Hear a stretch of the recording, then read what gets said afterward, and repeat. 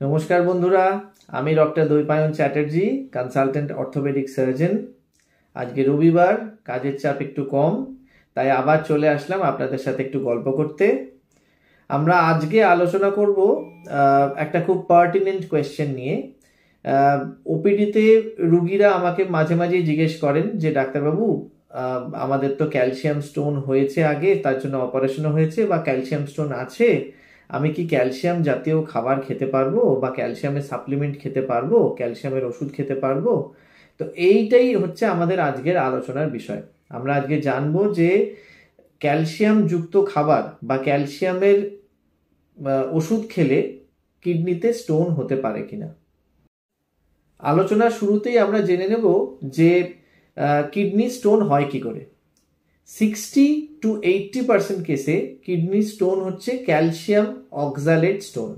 এর মানে হচ্ছে যখন ইউরিনের মধ্যে দিয়ে ক্যালসিয়াম এবং অক্সালেট এই দুটো জিনিস বেরিয়ে যায়, তখন এই দুটো একে অপরের সাথে বাইন্ড করে তৈরি করে একটা সল্ট, যেটার নাম ক্যালসিয়াম অক্সালেট।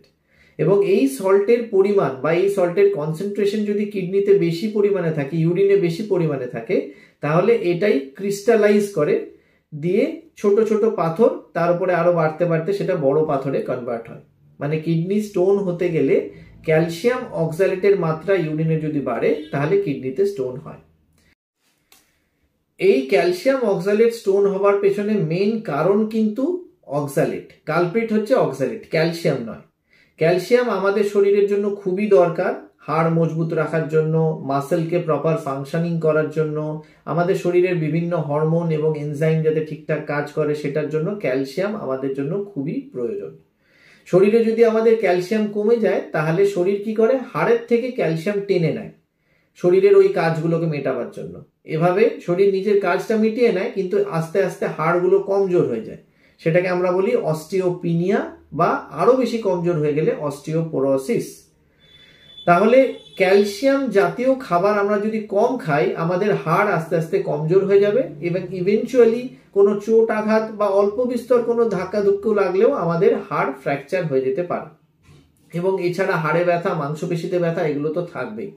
তাহলে ক্যালসিয়াম যুক্ত খাবার আমাদের খেতে হবে। এবার আলোচনা হচ্ছে যে ক্যালসিয়াম যুক্ত খাবার যে আমরা খাবো, কতটা পরিমাণে খাবো। আমাদের ডেইলি ক্যালসিয়াম রিকোয়ারমেন্ট 50 বছরের নিচের ফিমেল আর 70 বছরের নিচের মেলদের জন্য হচ্ছে 1000 মিলিগ্রাম। আর এটাই 50 ঊর্ধ্ব ফিমেল বা 70 ঊর্ধ্ব মেলদের জন্য হচ্ছে 1200 মিলিগ্রাম। তাহলে এই পরিমাণ ক্যালসিয়াম কিন্তু আমাদের খাবারের মাধ্যমে আমাদের শরীরে ঢোকা উচিত। যদি খাবারের মাধ্যমে সেটা আমাদের পর্যাপ্ত পরিমাণে না ঢোকে, তাহলে সেক্ষেত্রে আমাদের হাড়গুলো আস্তে আস্তে কমজোর হয়ে যাবে। এবার ধরুন আমি ক্যালসিয়ামের স্টোন হবে ভেবে খাবারে পর্যাপ্ত পরিমাণ ক্যালসিয়াম জাতীয় খাবার খাচ্ছি না, তাহলে কি হবে, আমাদের পাকস্থলীর মধ্যে যে অক্সালেট গুলো খাবারের মধ্যে দিয়ে ঢুকছে, ক্যালসিয়াম জাতীয় খাবারও এর মধ্যে দিয়ে ঢুকছে। তো আমাদের পাকস্থলীর মধ্যে ক্যালসিয়াম অক্সালেটকে বাইন্ড করে সেটা আমাদের শরীরে ঢুকতেই দেবে না, ডাইরেক্ট ক্যালসিয়াম অক্সালেট সল্ট হয়ে পটির মধ্যে দিয়ে বেরিয়ে যাবে। এবার যদি ক্যালসিয়াম জাতীয় খাবার কম খাই, কি হবে, তাহলে সেই অক্সালেটটাই শরীরের মধ্যে ঢুকে ক্যালসিয়ামের স্টোন হওয়ার সম্ভাবনা বাড়ে।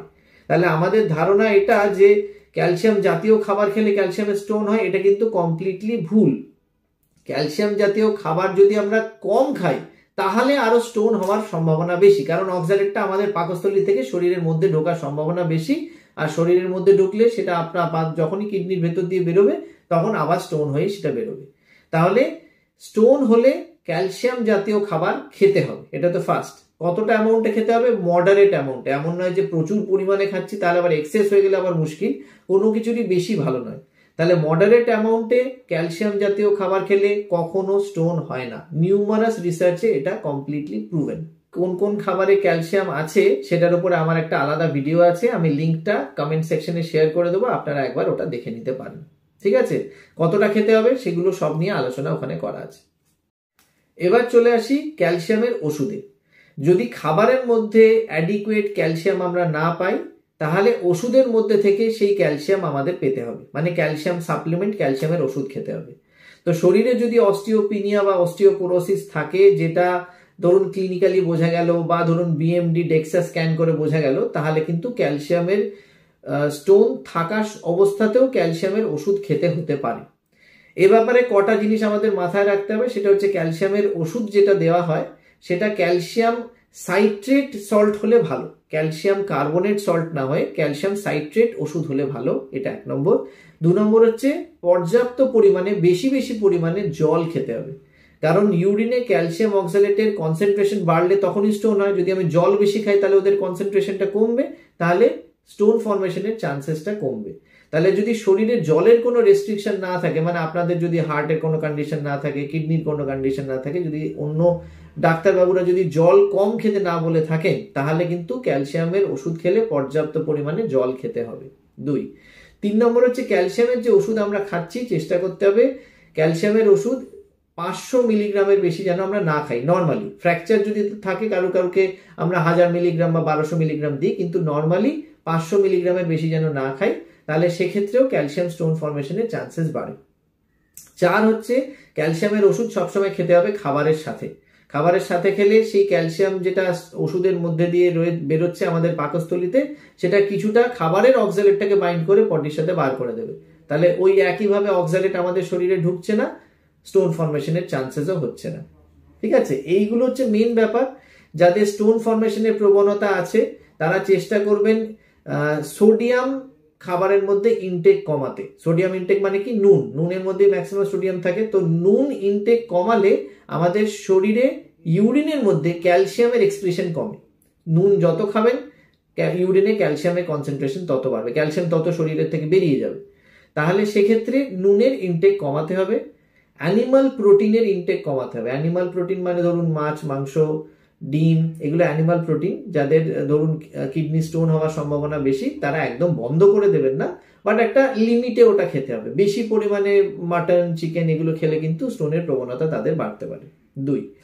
আর এছাড়া অক্সালেট জাতীয় খাবার দাবার যেগুলোতে আছে, যেমন ধরুন বিট, যেমন ধরুন পালং শাক, মিষ্টি আলু, চকলেটস, চিনেবাদাম, এগুলোতে অক্সালেটের পরিমাণ বেশি। এই খাবারগুলো একটু কম খেতে হবে যাতে শরীরে ইউরিনের মধ্যে অক্সালেটের মাত্রাটা কমে।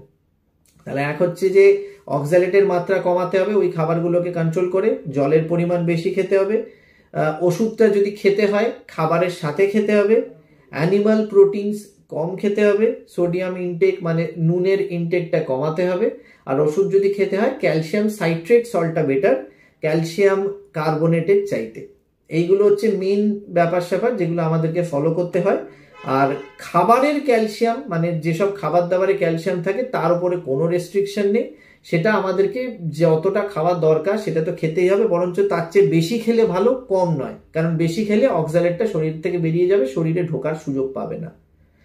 তাহলে স্টোনের প্রবণতা হওয়ার জন্য খাবারের রেস্ট্রিকশন করা যাবে না, মানে ক্যালসিয়াম যুক্ত খাবারের রেস্ট্রিকশন করা যাবে না। হ্যাঁ, অক্সালেটের রেস্ট্রিকশন করতে হবে।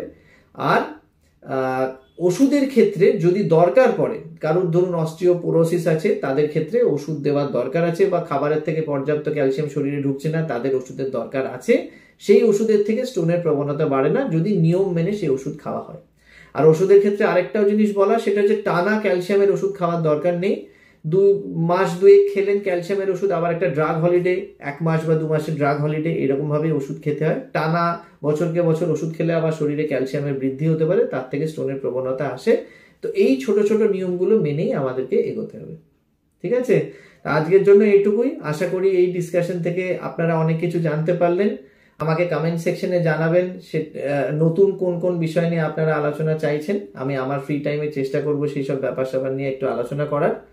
সবাই ভালো থাকবেন। Thank you.